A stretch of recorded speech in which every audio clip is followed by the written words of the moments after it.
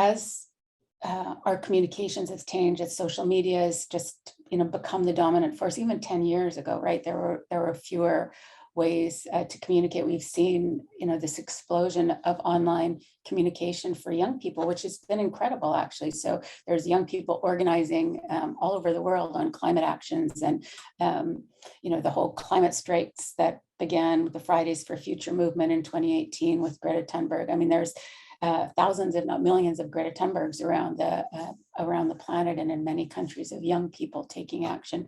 But not every young person is going to do that, is going to be, in a march, or the person at the microphone. And there are many young people taking actions in all kinds of different ways as it relates to the climate crisis, and connecting the climate crisis to racial injustice, social injustice, health.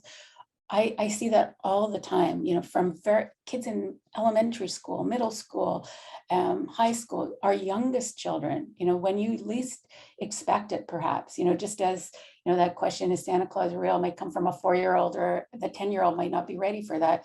Each of our children are different, and they have they're ready to hear more at a different time.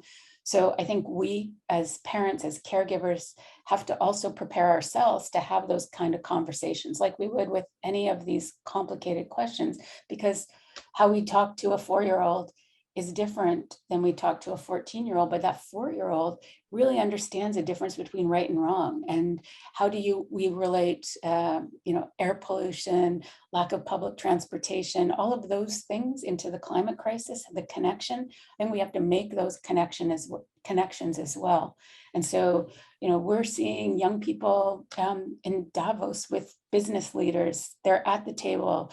And I think it's much more than just, we want a young person there, that people are being listened to in the UN, at city council meetings, in their own schools, designing green teams and actions. And as you said, that, the pull and push between individual actions and systemic change, right? We're so far, we need huge changes, but that comes from individuals understanding it, right? And making local changes. And I see young people driving that in their own towns, in their own schools, in their own churches and houses of worship. So absolutely, things are changing for the positive that way.